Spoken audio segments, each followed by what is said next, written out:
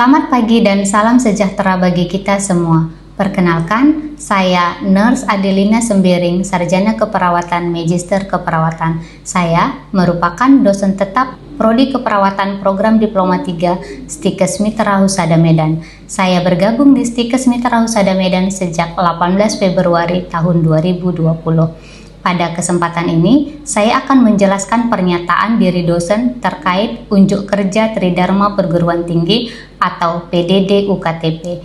Bidang pengajaran yang saya bawa adalah mata kuliah Keperawatan Medikal Bedah 1. Mata kuliah Keperawatan Medikal Bedah 1 ini merupakan mata kuliah kompetensi yang wajib diambil mahasiswa di semester 3. Kode mata kuliah Keperawatan Medikal Bedah 1 adalah WAD 5503 dengan bobot 3 SKS yang terdiri dari 2 SKS teori dan 1 SKS praktek. Pada pelaksanaannya, mata kuliah ini terdiri dari 16 kali tatap muka, 1 kali ujian tengah semester, dan 1 kali ujian akhir semester. Selanjutnya, saya akan menjelaskan proses pembelajaran yang mencakup DIA.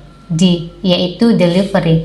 Bagaimana saya akan menyampaikan proses pembelajaran atau menyampaikan materi kepada mahasiswa. Kemudian I yaitu interaction. Bagaimana saya melakukan interaksi terhadap mahasiswa dan mahasiswa dengan mahasiswa melalui proses tanya jawab dan diskusi. Kemudian A yaitu assessment. Bagaimana saya akan memberikan penilaian hasil belajar terhadap materi yang telah diajarkan.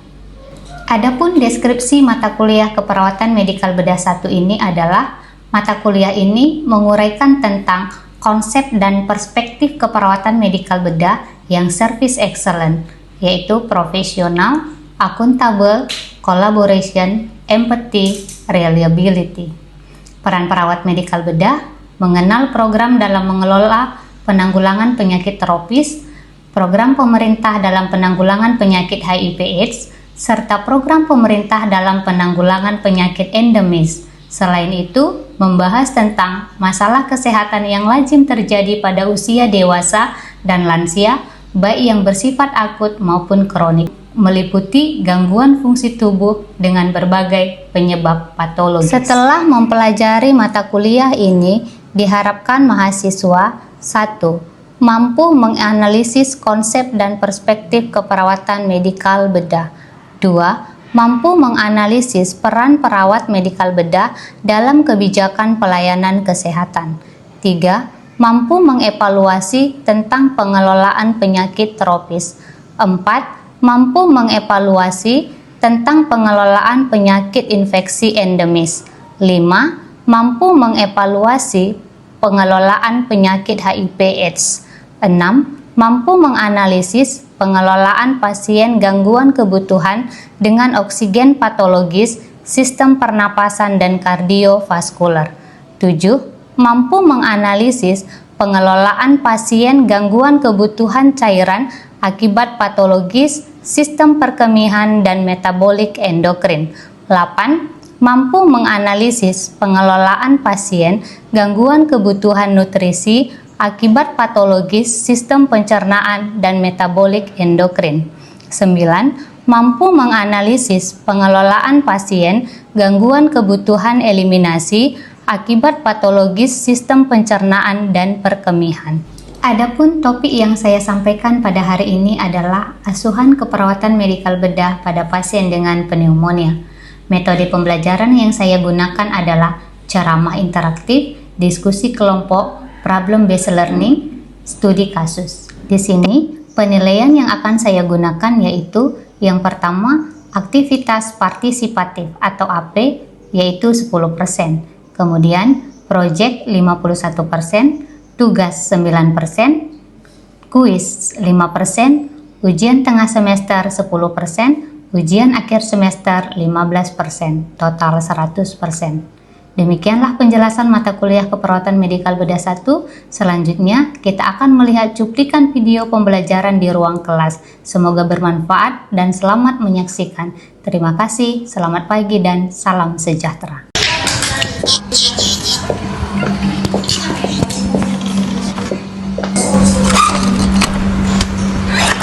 Selamat pagi.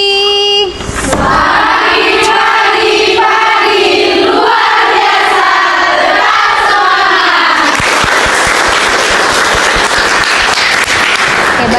sebelum kita memulai perkuliahan kita pada hari ini, kita awali terlebih dahulu dengan doa. Silakan satu orang untuk memimpin doa ke depan. Selamat pagi Bu, selamat pagi teman-teman. Sebelum kita memulai pembelajaran hari ini, ada baiknya kita berdoa. Berdoa menurut agama masing-masing, berdoa dimulai. Berdoa selesai. Terima kasih Bu, terima kasih teman-teman. Silakan duduk. Baik, sebelumnya saya akan absensi terlebih dahulu. Ya, Agus ada? Hadir Bu. Oke, Angel? Hadir Bu. Hadir, oke. Anissa? Hadir Bu.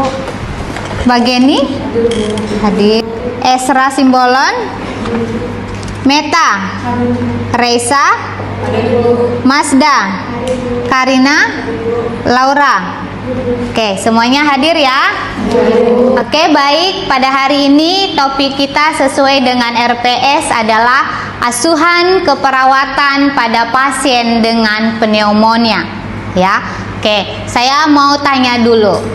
Pneumonia itu masuk ke sistem apa? Siapa yang bisa jawab? Oke, silakan Anis. Terima kasih Bu atas kesempatannya, izin menjawab. Jadi penyakit pneumonia adalah penyakit yang masuk dalam sistem pernapasan. Oke, benar? Benar. Oke, tepuk tangan. Oke, benar ya. Pneumonia itu termasuk kepada sistem respirasi atau disebut dengan pernapasan. Oke. Nah, sekarang saya mau tanya, apa saja nama organ sistem pernapasan? Siapa yang bisa jawab? Sani, silakan. Baik, terima kasih Bu. Selamat pagi Bu, selamat pagi teman-teman. Izin menjawab bahwa organ dari sistem pernapasan itu terbagi atas dua. Yang pertama yaitu sistem pernapasan atas dan sistem pernapasan bawah. Di mana sistem pernapasan itu, bagian atas itu dimulai dari hidung, faring, laring hingga ke trakea. Lalu pernapasan bawah itu dimulai dari paru-paru, bronkus, bronkeolus hingga alveoli Bu. Oke, tepuk tangan. Silakan duduk. Ada lagi? Terima kasih Bu, izin menjawab Bu, bahwa sistem pernapasan itu terbagi menjadi dua, yaitu atas dan bawah. Kalau atas itu hidung, paring, laring, dan trakea. Kalau bawah itu bronkus, bronkiolus, dan alveoli. Terima kasih Bu. Oke, tepuk tangan. Oke, benar ya. Jadi organ pernapasan itu ada dua ya. Organ pernapasan bagian atas dan organ pernapasan bagian bawah ya. Organ pernapasan bagian atas itu apa saja ya? Mulai dari ini ya. Jadi kita hitung dari sini. Hidung, faring, laring, trakea ya. Kemudian ada bagian bawah ya. Itu adalah paru-paru, bronkiolus, alveoli ya, atau alveolus, alveoli ya. Oke, nah sekarang kita masuk ke topik hari ini, yaitu asuhan keperawatan pada pasien dengan pneumonia ya. Nah, jadi kita lihat dulu ya, apa itu definisi daripada pneumonia ya. Karena kita kalau mau merawat pasien dengan pneumonia, kita harus tahu dulu konsep teorinya. Ya, kita tidak bisa merawat pasien kalau kita tidak tahu teori ya. Jadi, nah ini akan menjadi aplikasi ya di lapangan. Ketika kalian terjun ke lapangan, langsung merawat pasien dengan pneumonia. Ya, apa itu pneumonia ya? Nih, nah pneumonia itu adalah infeksi paru. Kalau parunya infeksi, maka yang terjadi apa? Peradangan pada alveoli ya. Nah, ibaratkan seperti ini paru-paru kita. Ya, di dalam ini ada namanya alveoli. Nah, di alveoli inilah terjadi peradangan. Kenapa bisa terjadi peradangan? Apa isinya? Nah, kalau kita bedah dia seperti ini. Ya, nah di alveoli ini ada namanya cairan di dalam, ada nanah di dalam. Ya, di dalam alveoli ini. Nah, kalau ada cairan, ada nanah di dalam, maka akan terjadi namanya terganggu ya pertukaran oksigen dengan CO2. Karena fungsi daripada alveoli itu adalah tempat pertukaran O2 dengan CO2. Ya, itulah fungsi alveoli. Ya, makanya pasien itu nanti dia akan mengalami namanya sesak napas, ya batuk, lemah, letih, lesu. Nah, itulah ya yang akan menjadi gejala daripada pasien pneumonia. Ya. Oke, sampai di situ ada yang mau ditanya? Silakan. Jadi dari diagnosis pengkajian ini, maka diagnosis keperawatan yang bisa muncul adalah, maka yang pertama nanti deh kita buat dulu analisa datanya. Ya, untuk sebelum merumuskan diagnosis keperawatan ada namanya analisa data ya. Analisa data itu terdiri dari apa ya? Ada problem, etiologi, simptom. Ya, apa diagnosis keperawatannya? Bersihan jalan nafas tidak efektif berhubungan dengan sekresi yang tertahan, dibuktikan dengan pasien tampak sesak, gelisah, bunyi nafasnya terdapat bunyi napas tambahan ronki ya, pernapasannya 28 kali per menit. Jadi dek, kalau kita merumuskan diagnosis keperawatan itu ya, kita menggunakan referensi SDKI ya. Jadi kita menggunakan referensi SDKI. Jadi untuk membuat diagnosis keperawatan kita harus ada buku SDKI. Ya, itu yang kita pakai. Nah, kemudian untuk membuat intervensi ada namanya SIKI ya, Standar Intervensi Keperawatan Indonesia ya. Kemudian ada SLKI ya, luaran. Ya, apa luaran yang diharapkan? Kita menggunakan standar luaran keperawatan Indonesia ya. Jadi perawat tuh harus kalau mau jago membuat asuhan keperawatan harus sering terkontaminasi dengan buku SDKI. Oke ya. Nah, jadi ini adalah diagnosis keperawatannya. Ya, maka setelah nanti kita membuat analisa data, maka kita buat diagnosis keperawatan. Kan di rumah sakit ada diagnosis keperawatan, ada diagnosis medis ya. Perawat juga punya diagnosis ya. Nah, apa bedanya? Sebelumnya topik-topik sebelumnya itu sudah dipelajari. Ya, nah maka buat ya di sini ya, apa diagnosis keperawatan yang pertama? Bersihan jalan nafas tidak efektif berhubungan dengan sekresi yang tertahan, dibuktikan pasien tampak sesak dan gelisah, bunyi napas ronki, frekuensi napas 29 kali per menit. Ya, pola napas yang kedua, pola nafas tidak efektif berhubungan dengan hambatan upaya napas ya, dibuktikan dengan sputum berlebih, kemudian pasien menggunakan otot bantu pernapasan. Ya, diagnosis keperawatan yang ketiga apa? Ya, gangguan pertukaran gas berhubungan dengan ketidakseimbangan ventilasi, perfusi, dibuktikan dengan pasien tampak gelisah, PCO2-nya 23,6 mm hidrogium, PO2-nya 189,6 mm hidrogium. Ya, ini untuk setelah itu ya, ini langkah ketiga ya kan. Tadi langkah pertama pengkajian sudah, langkah kedua merumuskan diagnosis, langkah ketiga adalah membuat intervensi ya, atau rencana. Apa rencana tindakan yang akan kita lakukan ya dengan keluhan pasien seperti hasil pengkajian tadi. Ya. Nah, maka dari mana kita membuat intervensi keperawatan ini, Dek? Dari SIKI, Standar Intervensi Keperawatan Indonesia. Ya, sumber kita adalah itu. Jadi, untuk masalah keperawatan yang pertama tadi itu adalah bersihan jalan nafas tidak efektif. Apa kriteria hasilnya? Dari mana kita tahu apakah bersihan jalan nafasnya meningkat atau tidak? Maka kriteria hasilnya yang pertama adalah dyspnea membaik. Pasiennya tadi sesak ya, dyspnea membaik, yang kemudian batuk efektif meningkat. Nah, kemudian ini intervensi ya. Jadi apakah kita pilih sesuaikan dengan pasiennya? Intervensi apa yang kita lakukan? Intervensi keperawatan apa yang dilakukan ya? Nah, di sini kita angkat ada latihan batuk efektif. Ya, atau bisa juga manajemen bersihan jalan nafas juga ada. Ya, jadi kita sesuaikan mana yang cocok terhadap pasien kita tersebut. Jadi Dek, nanti kalau ketemu pasien ya, keluhannya adalah bersihan jalan nafas tidak efektif, ya, itu diagnosisnya tadi bersihan jalan nafas tidak efektif, maka ini adalah intervensi yang bisa kita berikan kepada pasien. Nah, kalau teropeti ini yang bisa kita lakukan secara mandiri ya. Apa yang dilakukan? Atur posisi semipolar. Ya, jadi kalau pasiennya masalah keperawatannya bersihan jalan nafas tidak efektif, maka kita berikan posisi semipolar. Ya, berapa derajat semipolar?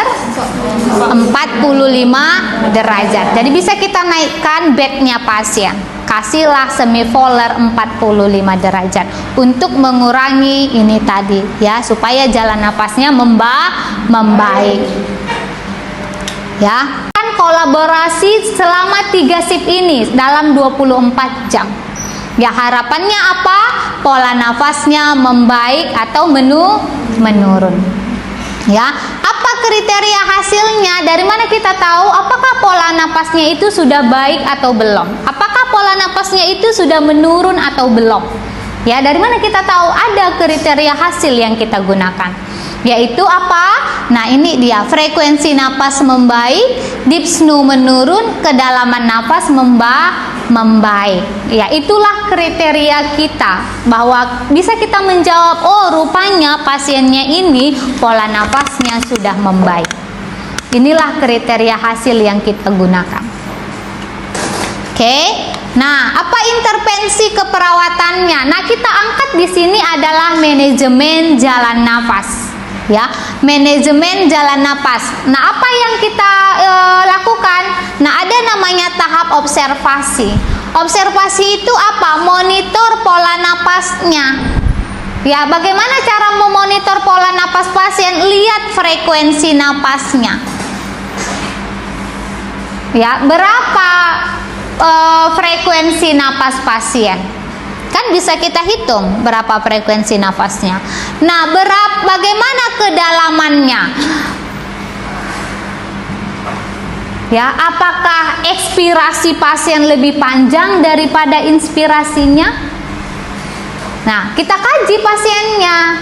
Ya, lihat di sini. Nah, usaha untuk bernafasnya. Ya, apakah pasien itu menggunakan otot bantu pernapasan atau tidak? Ya, jadi ini harus kita benar-benar pahami ya terhadap pasien kita. Ya, ini untuk yang intervensi secara observasi. Nah, kemudian nih ya, monitor bunyi napas tambahan. Itu yang sudah tadi kita sampaikan di awal. Ada nggak bunyi napas tambahan? Sudah pasti ada. Kalau pasien dengan masalah gangguan pernapasan, pasti bunyi napasnya itu tidak normal. Ya, tadi pasien ini bunyi napasnya apa? Ronki. Ya, ronki bunyi napasnya. Ya, sputum. Ya, jadi kalau nanti Pak, ya, ini nanti sputumnya ditampung di pot ini ya. Ya, bukan kalau udah kita suruh pasiennya, ya kita amati kembali sputumnya, apa yang kita lihat, bagaimana jumlahnya, warnanya, aromanya, ya harus tahu. Ya, kita amati apa hasil sputum daripada pasien. Ya, gitu. Nah, teropetik nih ya, semipolar, lakukan penghisapan lendir kurang dari 15 detik. Kalau misalnya pasiennya banyak sputumnya, Dek, maka kita lakukan namanya penghisapan lendir. Ya, suction, ya, suction, disuction pasiennya. Kalau udah lendirnya banyak, kan gitu ya.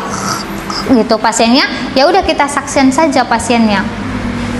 Ya, lakukan suction ya, berapa lama? Kurang lebih 15 detik ya, sampai habis. Ya, berikan minum air hangat, berikan oksigen sama pasiennya. Ya, itulah untuk intervensi keperawatannya. Nah, kemudian kita masuk kepada implementasi dan evaluasi. Ya, ini sudah tahap ke implementasi keempat. Ya, keempat, implementasi dan evaluasi. Nah, maka kita buat lagi, Dek, seperti ini ya. Jadi implementasi ya ini sama seperti ini tadi, tinggal kita menambahkan waktunya. Nah, misalnya ini kan implementasinya itu nih, misalnya tadi apa intervensi yang kita lakukan? Monitor pola napas pada masalah pola nafas tidak efektif. Maka implementasinya kita tinggal menambahkan waktu. Ya, waktu pukul 9.00 WIB melakukan monitor pola napas. Ya, melakukan monitor pola napas. Nah, apa yang kita monitor di sini ya? Berapa frekuensinya? Misalnya frekuensi napasnya titik 2 adalah 26 kali per menit. Ya, kita buat di sini. Nah, monitor baru pukul 9.00 memonitor bunyi napas tambahan titik 2, hasilnya apa? Bunyi napas ronki. Gitu. Ya, baru monitor sputum, lihat warnanya apa. Ya, kemudian jumlahnya berapa banyak, aromanya bagaimana. Ya, itulah polanya. Nah, posisi semipolar juga sama. Ya, tinggal menambahkan waktu dan kata kerja, artinya sudah melakukan. Ya, pukul 9.00 memberikan posisi semipolar. Ya, pukul sekian melakukan penghisapan lendir. Gitu. Ya, ini untuk baru evaluasinya ya, baru kita buat SOAP. Ya. Apa subjektifnya? Pasien misalnya mengatakan kesulitan mengeluarkan dahaknya.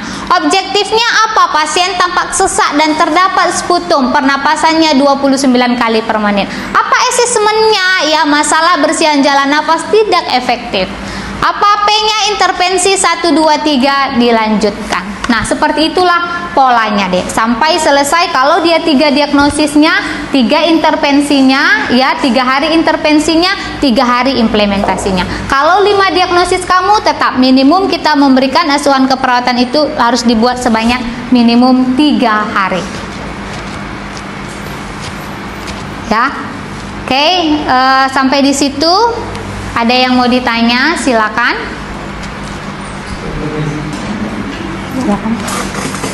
Terima kasih Bu, izin bertanya Bu, intervensi yang dilakukan pada pasien pneumonia itu intervensi mandirinya apa Bu? Terima kasih. Oke, pertanyaan yang sangat bagus, tepuk tangan.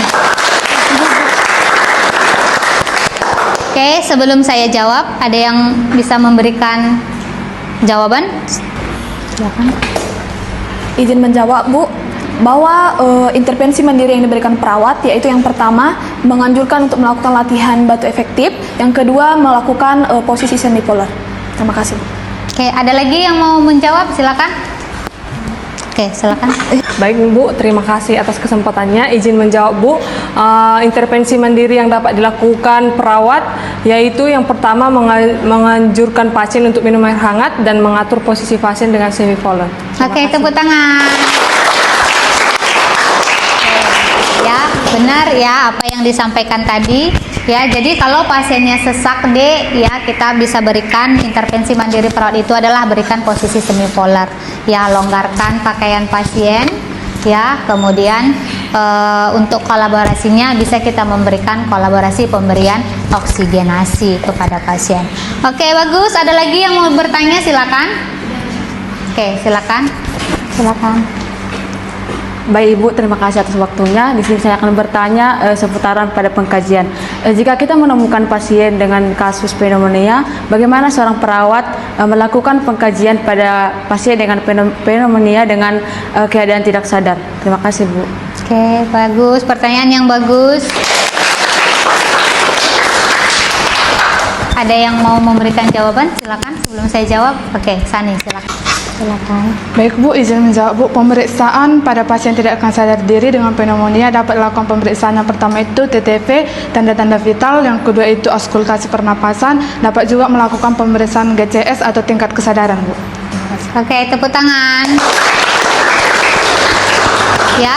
Nah, jadi kalau misalnya ya Dek, pasiennya itu tidak sadar ya, bagaimana kita mengumpulkan datanya, bagaimana cara kita melakukan pengkajian. Nah, kalau pasien ke rumah sakit biasanya ada keluarga yang mendampingi ya, jadi kita bisa dapatkan datanya itu dari keluarga pasien atau siapa yang mendampingi pasien pada saat itu ya. Selain itu, di mana ada lagi status pasien ya, status pasien bisa kita lihat apa hasil pemeriksaan sebelumnya. Seperti itu ya. Oke, bagus ya, jawabannya bagus, pertanyaannya juga sangat bagus ya. Ada lagi yang mau bertanya? Kalau tidak ada lagi pertanyaan, kita akhiri untuk pertemuan kita pada hari ini. Sebelum saya mengakhiri untuk pertemuan kita pada hari ini, ada yang bisa memberikan kesimpulan pembelajaran yang kita pelajari pada hari ini? Silakan, Linda. Bu, terima kasih atas kesempatan yang diberikan kepada saya. Di sini saya akan memberikan kesimpulan tentang materi kita hari ini, di mana pneumonia itu adalah infeksi yang terjadi di paru-paru, yaitu peradangan yang terjadi di alveoli, biasanya disebabkan oleh bakteri, virus, dan jamur. Dan biasanya pasien yang mengalami pneumonia ini akan mengalami seperti demam, batuk, tidak nafsu makan, lemas, dan sesak napas. Lalu tadi kita juga mempelajari tentang asuhan keperawatannya, di mana asuhan keperawatan itu terdiri dari 5 langkah. Yang pertama pengkajian, diagnosa, intervensi, implementasi, dan evaluasi. Dan biasanya pengkajian yang dilakukan pada pasien pneumonia itu yaitu biasanya dilakukan pengkajian awal seperti mengkaji tentang batuknya, demamnya, sesak nafasnya, dan diagnosa yang biasanya muncul pada pasien pneumonia itu yaitu bersihan jalan nafas tidak efektif, lalu pola nafas tidak efektif, dan gangguan pola nafas. Dan intervensi utama yang biasanya dilakukan yaitu pemberian oksigen, monitoring suara tambahan, monitoring TTV, ataupun pemberian antibiotik sesuai resep, dan memberikan edukasi tentang pencegahan dan kepatuhan dalam pengobatan. Dan tujuan utama dalam asuhan yang kita berikan itu yaitu untuk meningkatkan fungsi pernapasan dan mencegah agar tidak terjadi komplikasi serta mempercepat penyembuhan penyakit pasien tersebut. Terima kasih, Bu. Oke, tepuk tangan.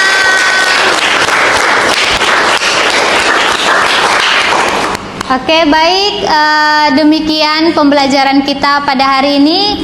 Saya mohon maaf apabila ada kata-kata yang tidak berkenan. Semoga apa yang kita pelajari hari ini ilmunya sangat bermanfaat dan bisa diterapkan di lapangan, khususnya kepada pasien ketika nanti kalian akan memberikan perawatan kepada pasien, khususnya dengan masalah pneumonia. Demikian saya akhiri. Selamat pagi dan salam sejahtera untuk kita semuanya. Selamat pagi, Bu. Terima kasih, Bu. Permisi. Demikianlah cuplikan video keperawatan medikal bedah 1 dengan topik asuhan keperawatan pada pasien dengan pneumonia pada Prodi Keperawatan Program Diploma 3 Stikes Mitra Husada Medan. Semoga video ini memberikan manfaat yang berharga dan saya mohon maaf apabila ada kesalahan dalam penyampaian materi. Akhir kata saya ucapkan terima kasih, selamat pagi dan salam sejahtera.